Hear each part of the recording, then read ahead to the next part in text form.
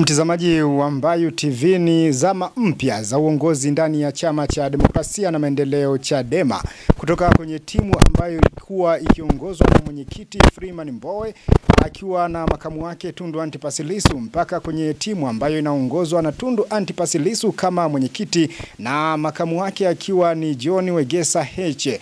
Kuna mengi ambayo yamekuwa yakiendelea hivi sasa, kuna mengi ambayo yanatokea hivi sasa katika uongozi huu mpya wa Chadema. Wengine wanatizama kama ni changamoto, lakini wengine wanaona kama ni njia ya Chadema kuhakikisha kwamba inapenyeza ajenda zake na kuwafikia wananchi wengi zaidi.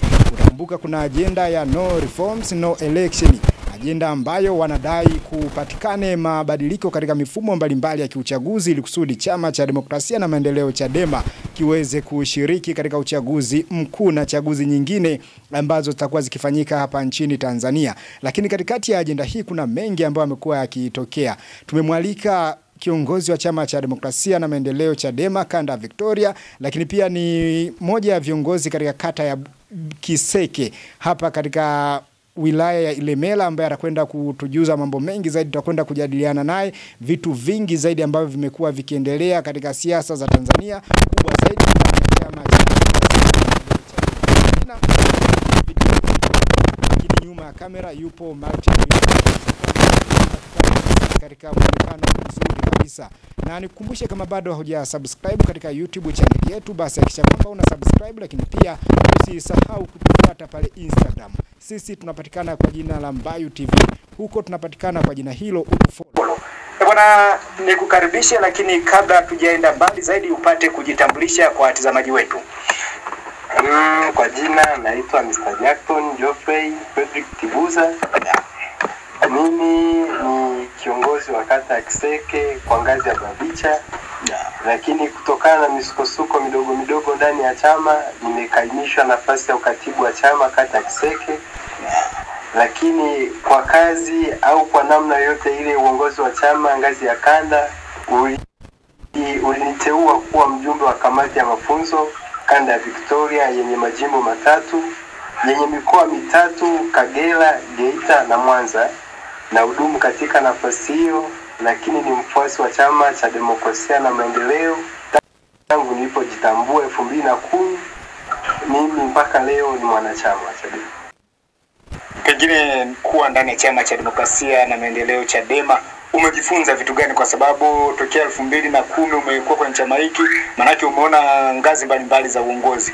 Uongozi wa Tundu Lissu na Mbowe, ama Mbowe na Tundu Lissu kama mwenyekiti, lakini uongozi huu mpya hivi sasa wa Lissu na Heche, kuna tofauti gani katika hizi timu mbili? Kwa tofauti, kwa mtu ambaye sio mtu wa chama na kufuatilia, hakuna tofauti. Lakini ukiangalia kwa undani, siasa zilizokuwa zimepotea kipindi cha Magufuli, Tundu Lissu amezirejesha. Sasa hivi upinzani umekuwa wa moto na kila mwenye akili timamu anatamani kuwa mpinzani. Maana mtu ambaye atamani kuwa mpinzani hana akili timamu? Kila mtu ana maamuzi yake, wote wana akili timamu, lakini matumizi ya akili ni tofauti. Kuna mtu anatumia akili yake timamu kwa ajili ya kujilinda mwenyewe, na siku zote wanazungumza kwamba mtu anapoamua kuwa mpinzani, kuna vitu ameamua kuvirisi kwenye maisha yake. Na mtu unapomuona ameenda CCM, sio kwamba anaipenda sana CCM, lakini kuna mawili. Moja, anaenda kufuata kipato, maana kule wanatoa hela kweli kweli, lakini mwingine anaenda kuficha biashara zake zisiharibiwe na mambo mengine kama hayo, na kukwepa usumbufu wa kiserikali. Lakini kwa mtu mwenye akili timamu na sio muoga kama sisi, ndio maana tumechagua nafasi hii ya kutumikia taifa. Kuwa ndani ya Chama cha Demokrasia na Maendeleo hivi sasa kuna ajenda ambayo inaenezwa na viongozi wenu, ajenda no reforms no election, ama kama hakuna mabadiliko ya kiuchaguzi katika mifumo yake, basi nyie kama Chadema mtashiriki uchaguzi. Ukiwa kama kiongozi wa vijana hapa Kiseke, unawafanya vipi ama unawashawishi vipi vijana waweze kuungana na chama kuhakikisha kwamba ajenda hii mnaifikisha na inafanikiwa? Mbinu ziko nyingi zinaendelea, lakini kama unavyojua umma wa Tanzania kwa sasa tumeuelimisha vya kutosha, na hapa Kiseke tumejitahidi kuongea kwenye vijiwe, tumejitahidi kukutana na kijana mmoja, lakini mimi kama mwenyekiti wa Bavicha Kiseke kushirikiana na viongozi wengine tuko kwenye harakati za kuandaa mikutano ya hadhara ya hapa kwenye kata yetu ya Kiseke, kuhakikisha kila mmoja ndani ya kata yetu ya Kiseke anaelewa kwa nini hatuendi kwenye uchaguzi 2025. Yes. Na pengine sasa unaona kuna dalili za nyie kama Chadema kufanikisha ajenda hii? Dalili ziko 100%. Kwanza kabisa jana nimefurahi nimemuona kijana mwenzangu wa CCM amezungumza hadharani kwamba wapendezwi na yanayoendelea. Lakini sio hao tu. Bunge la Ulaya limeshazungumza kwamba yanayoendelea Tanzania sio mazuri. Jaji Joseph Warioba ameshazungumza na watu wengi wameshazungumza kuhusu hilo jambo, viongozi wa dini wamezungumza, wananchi mmoja, mashirika ya kiserikali na sio ya kiserikali yameshazungumza. Kwa hiyo kama serikali ilivyokuwa inasema ni serikali sikivu, nadhani imeshasikia Watanzania wanataka nini. Na kama ni serikali sikivu, hakika itatendea kazi maoni ya Chadema, maana ni maoni halali, ni maoni yanayofaa kwa nchi yetu. Nikirudisha mwanzoni wakati unalijibu hili swali umesema kwamba unaona kuna dalili za kufanikiwa kwa 100%. Lakini ukiwasikiliza chama tawala ambao ni Chama cha Mapinduzi na pia ukiwasikiliza viongozi wengine wa serikali wanasema kwamba reforms zimefanyika, lakini licha ya kwamba reforms wanasema zimefanyika, nyinyi Chadema bado mnaendelea kupinga. Kipi ambacho kinafanya mpinge na kipi ambacho kinakufanya uone kwamba reforms unazozitaka wewe zitafanyika kwa 100% wakati wao wanasema zishafanyika? Reforms wanazozitaka wao ni zipi kwanza? Sisi tunasema kwamba sheria, kanuni ya uchaguzi haijazingatiwa. Hata katika kusainia kwake haijazingatiwa bado. Sasa wanaposema wamebadilisha kanuni za uchaguzi wakati hata bado katika kuzisaini wamefanya makosa, wanasema chama ambacho hakijasaini hakitashiriki uchaguzi na sio swala la kikatiba. Unaona hadharani nia yao hovu kwenye uchaguzi wa 2025. Na sisi tunachokiogopa sio kwamba tunaogopa kushindana na CCM. Sisi tunajiamini, tuna wagombea wazuri, wenye sera nzuri, wanaokubalika kwenye jamii. Sisi tunachokiogopa ni kushindana na serikali. Maana uchaguzi wa 2024 kama ulikuwepo Tanzania, umeona hadharani, ilikuwa ni Chadema inashindana na serikali. Sasa Chadema na CCM tena. Sasa uchaguzi kama huo sisi hatuwezi kuendana nao. Sisi kanuni tunazotaka wabadilishe ziko hadharani, katibu wetu wa chama ameshawapelekea, lakini wamepuuza. Na kupuuza kwao wameruhusu umma uweze kusema iliyokuwa anasemwa na Chadema, na karibia 3/4 ya umma wa Tanzania umeshakwisha kuelewa Tanzania. Sasa ili nchi yetu iwe na amani sana, inabidi wenye mamlaka waelewe kilio cha Watanzania na Watanzania wanataka nini. Watupe reforms tunazozihitaji. Alafu sasa sisi kama alivyosema Mheshimiwa Heche juzi kwenye mkutano wa Chadema kwamba waweke refari mzuri, tuingie ulingoni, Samia akae huku, Tundu Lissu akae huku. Atakaye shinda anapewa mkono, sio kila siku tukimaliza uchaguzi sema wameiba. Tunataka sisi tuingie kwenye uchaguzi tukiwa tunaamini tume ni huru na ni haki. Kama uchaguzi wa Chadema ndani ya chama, ulishawahi kusikia mtu anasema huyu ameibiwa kura? Hakuna. Tunataka mambo kama hayo transparent iwepo kwenye nchi yetu. Namna hiyo. Na hii agenda ya no reforms no election imezua mgogoro ndani ya Chadema, unaweza kusema hivyo. Kuna kundi kubwa la watu ambao wanaondoka ndani ya chama chenu, na unadhani sasa ili kundi kubwa la viongozi pamoja na wanachama wanaondoka Chadema inaweza ikawa ni ishara ya anguko la Chadema kama ambavyo wengi wanasema? Kwanza nikuulize swali. Magugu na ngano yanapoota pamoja, ngano haivunwi? Ngano inavunwa. Kwa hiyo ukiona magugu yanaondoka, jua mavuno yanakaribia. Kwa hiyo sisi tunakaribia kuvuna, ndio maana magugu yanaanza kukauka, ngano inabaki, kazi inaendelea. Na wanasema kwamba nyie Chadema mmekuwa mkijibainisha kwamba mnahitaji kupigania maslahi ya wananchi. Sasa mtapiganiaje maslahi hayo kama mtakuwa kwenye nafasi mbalimbali za kiongozi kama udiwani, ubunge pamoja na urais? Tangu 2020 hatujaikuwa na mbunge. kwenye bunge la Tanzania isipokuwa Aida Kenari peke yake. 2019 wenyekiti wa mitaa wote walikataliwa na Chama cha Mapinduzi. 2024 uliona yaliyotokea. Hatuwapiganii wananchi. Bandari juzi itaka kuibiwa, Chadema ilisimama. Na walisema wamebadilisha japo hatujapata uhakika. Lakini jinsi walivyokuwa wanataka kuhalalisha ule uharamia ni tofauti na Chadema walivyosimama wakakataa, wananchi wakajua kwamba kuna kitu 1 2 3.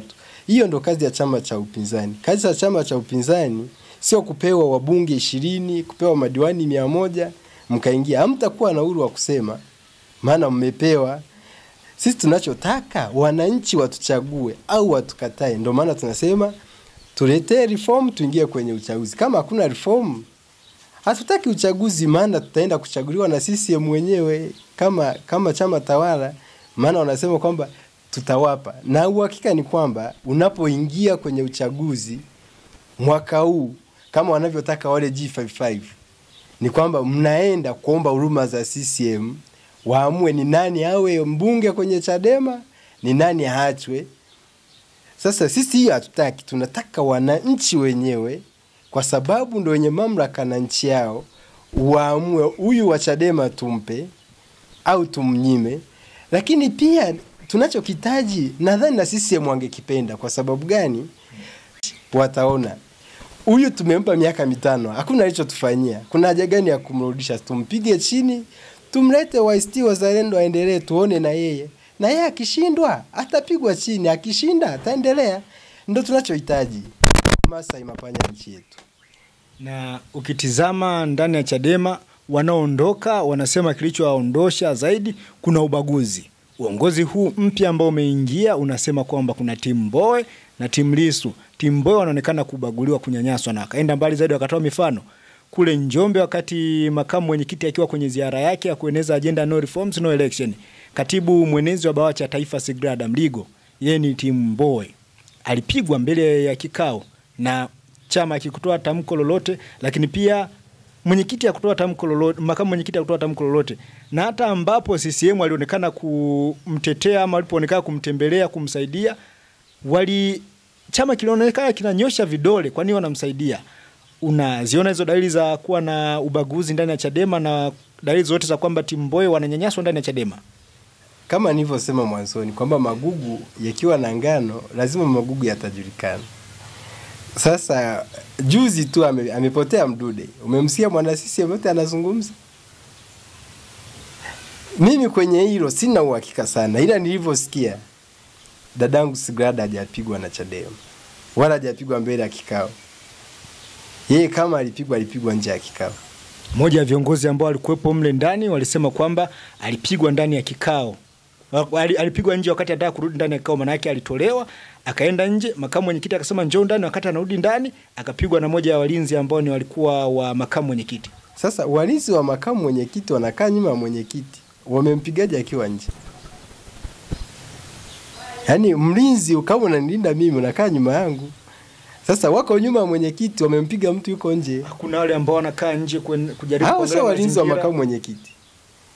Walinzi wa makamu mwenyekiti walikuwa nyuma yake. Sasa wamempigaje wakati yuko nje? Wale ambao walikuwa nje wanaangalia ulinzi na usalama. Na in fact ulimuona wakati anatoka hospitalini? Alionekana akiwa hospitalini. Wakati anatoka ulimuona? Alionekana akiwa hospitalini. Lakini wakati amelala kwenye kitanda, CCM anaenda na waandishi wa habari kama sio kawaida yao. Lakini wakati anatoka haikujulikana ripoti ya daktari alikuwa anaumwa nini, amepigwa nini, wapi, amefanywaje. Aliondoka kimya. Na uzuri ni kwamba juzi nimemsikia anamtetea mwenyekiti wetu wa chama. Kwa wanaosema wanatengwa wakati yeye mwenyewe aliyetengwa na kupigwa kwa wanavyosema, juzi ametoka hadharani anasema CCM wanakosea sana kumfunga mwenyekiti wetu. Labda unaweza ukawa unafikiri sasa kama kiongozi wa Chadema kanda, ukikaa unawaza sasa haya mambo ambayo yanakuwa yanatokea, hawa ambao wanatoka wanasema wana ubaguzi, labda nyuma yao kuna kitu gani hasa ambacho kinawasukuma kufanya vitu kama hivi?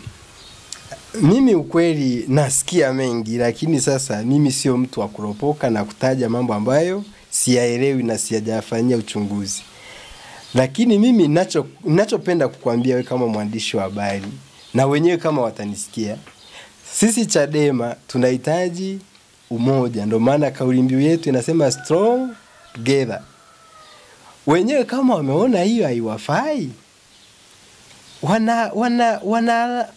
wana haki ya kuondoka na kwenda sehemu inayowafaa. Lakini ninachosikia wenyewe wanachodai kikubwa, walitaka kuingia kwenye uchaguzi, kitu ambacho walikikataa wao. Juzi umemwona Kigaila amebananishwa na Odemba, alikisema mwenyewe no reform no election, alafu leo wanasema tunataka uchaguzi. Sasa ukijaribu kuimagine kama mtu mwenye akili timamu, mtu anayejitambua, uchaguzi wa 2024, mimi nilikuwa katibu, ndio nilikuwa naanza kukaimu nafasi ya katibu wa kata. Nimefanya mikutano ya hadhara mbalimbali kwenye kata yetu. Na kama unavyojua kawaida Chadema hatuna fungu kutoka serikalini kwamba wanakuja kutuwezesha tufanye mikutano. Wanachama wamejichanga. Tumetumia muda mwingi, tumetumia nguvu kubwa kuingia kwenye uchaguzi. Cha kushangaza, unaenda kwenye kituo ambacho mlikuwa mmeandikisha watu 625. Unakuta watu 2000 walioandikishwa ndio wamebandikwa. Kitu ambacho ukilalamika wanasema tulia. Yaani hilo ndio jibu unapewa na kiongozi wa kata, tulia. Sasa kwenye hali kama hiyo, tumejaribu, tumepambana pamoja na Rio, tumeshinda viti, tumeshinda mtaa wa Kiseke, tumeshinda mtaa wa Greenview, tumeshinda mtaa wa Nsumba, lakini pia tumeshinda mitaa mitatu in fact. Hiyo mingine mbinu zao zilikuwa kubwa kuliko sisi. Sawa boss? Lakini hatujatangaza sehemu hata moja. Tulijaribu kuforce Kiseke, maana wengi tulikuwa mawakala. Tumejaribu kuforce Kiseke. Mtendaji aliyekuwa anatakiwa kutangaza matokeo amebandika matokeo, akaruka akaingia kwenye gari akakimbia na polisi. Sasa kwa hali kama hiyo ni mitaa. Ujaja kwenye ubunge, ujaja kwenye udiwani na urais. Mtu aliyekunyima mtaa atakupa urais kwa tume hii ya uchaguzi ambayo inaongozwa na Nchengerwa, mkwe wa rais? Haiwezekani. Kwa hiyo sisi ndo maana tumewaruhusu wao waende wanakotaka kwenda, wakagombee.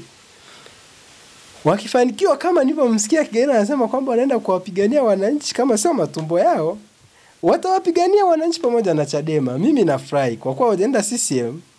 Mimi moyo wangu umefurahi. Ningeumia sana kama wangehamia CCM. Ila kwa kuwa wameenda chama ambacho sio CCM kama walivyosema wao, kuna siku watakuja kuelewa sera za Chadema. Watasema basi Chadema tuunganishe nguvu tukaishinde CCM. Kwa sisi ndio itakuwa furaha yetu. Kwa hiyo tunaizidi kuimarisha vyama vya upinzani kutoka Chadema. Maana Chadema ni chama kikubwa cha nini? Cha upinzani. Sifa ya mkubwa ni kuzalisha wadogo. Ndio maana mwanamke akikua anazaa mtoto. Kwa hiyo sisi tumekuwa, kwa kuwa tumeshukua, acha tuzae Chauma ikue kama ni Chauma, kama ni ACT Wazalendo ndio ikue, ije iwe kama Chadema. Tukipata vyama strong kama vitano Tanzania kama Chadema, tukiamua jambo tumeamua pamoja. Sasa huku wengine sio strong kama Chadema. Wameamua kusaini. Wananchi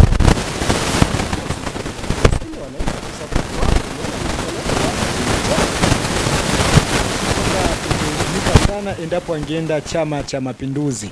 Na juzi tu hapa mkoani Mwanza, mwenyekiti wako pamoja na viongozi wengine wameenda ndani ya Chama cha Mapinduzi. Ile likuumiza kwa kiasi gani? Ukweli kama mpambanaji niliyekuwa na waamini, nilivyoisikia hiyo habari, japo tulikuwa kwenye harakati ya kuwatimua, nilivyoisikia habari niliumia moyoni kwa kuwa wameenda CCM. Lakini hata kabla ya hapo walikuwa wameshaanza kuonyesha kutokuwa na maadili ndani ya chama. Kwa hiyo kwa kuwa walikuwa wameshaonyesha hiyo hali, na wanachama wengi kwenye vikao walikuwa wanawakataa, wenyewe kwa akili zao wasingeweza kukaa ndani ya Chadema. Lakini kilichoniuma mimi ni kuhamia CCM. Maana walikuwa wanaikataa mwanzoni. Yaani walikuwa wanasema CCM ni wezi, CCM ni mafisadi, CCM nini, CCM nini. Ila siku ile tu ameondoka, kijana mmoja akajichanganya sema Samia umetengeneza uchumi wa nchi umekuwa vizuri sana. Sasa inaonyesha mtu huyu ameenda kula hajajiandaa kuwa mwana CCM, bado ni mpinzani tu anamtukana rais hadharani. Kwa hiyo ukiona wale wameenda CCM, mimi nahisi wawili ndo Chadema. Wengine ni CCM wenzao tu walikuwa wamekuja kutufuruga tu. Na wakarudi. Wamerudi kwao tuseme. Lakini wewe ukitizama labda katika uongozi huu wa awamu ya 6 kuna mambo yapi ambayo yamefanyika na unasema hapa kweli Rais Samia big up? Nisiwe mnafiki. Mimi siwezi kumpongeza. Sijaona alichokifanya. Sababu gani unasema kwamba huo na hutaki kuwa mnafiki? Siwezi kuwa mnafiki kwa sababu ukienda kwenye shule za msingi na sekondari unakuta darasa moja ina wanafunzi 150 na shule yenye wanafunzi 150 kila darasa ukizidisha mara 7 inakuwa ni ngapi? Inakuwa karibia 1000 na point. Unakuta kuna walioajiriwa 15. Alafu serikali inatudanganya kwa ajili sasa shule za mjini hazina walimu. Vijijini je? Lakini kwa kumalizia pia tuangalie mambo aliyofanya Mheshimiwa Magufuli. Ameacha daraja la Busisi na 52%. Ila mpaka sasa hivi halijaisha. CGR ilikuwa imeenda kasi. Ila tangu uongozi wake haijaisha, na ukisikiliza ripoti ya CAG unaona madudu yanayoendelea kwenye serikali yetu. Lakini pia ukiangalia upande wa demokrasia ambapo mimi ndo na function sana, unaangalia mambo yanayoendelea. Sasa kwa nini niwe mnafiki kumpongeza rais? Mimi ninachoweza kumwambia Mheshimiwa Rais afanye yale aliyokuwa ametuahidi ili sisi tuingie kwenye uchaguzi. Wananchi kama wanampenda watamchagua tu. Kama wampenda watamchagua Tundu Lissu wetu, na sisi tutaendelea kuenjoy maisha katika nchi yetu ambayo ina madini na kila kitu, lakini bado ni maskini. Kwa hiyo siwezi kumpongeza rais kwa sababu aliingia tukiwa maskini na anaondoka tukiwa maskini vile vile. Asante mheshimiwa. Bwana mtazamaji wa Mbayu TV, huyu alikuwa ni kada wa Chama cha Demokrasia na Maendeleo Chadema kutokea hapa Mwanza. Tumezungumza vitu vingi zaidi, tumezungumzia masuala mazima ya uongozi mpya wa Chadema, tumezungumzia masuala mazima ambayo amekuwa kikabili chama hiki, na umeweza kuyapata majibu yote pale ambapo ulikuwa una maswali. Bwana, hii ni Mbayu TV, ni kusihi kama bado haujasubscribe katika YouTube channel yetu, basi hakikisha kwamba una subscribe. Langu jina ni David Edward na nyuma ya kamera alikuwa ni Martin Mbilinyi.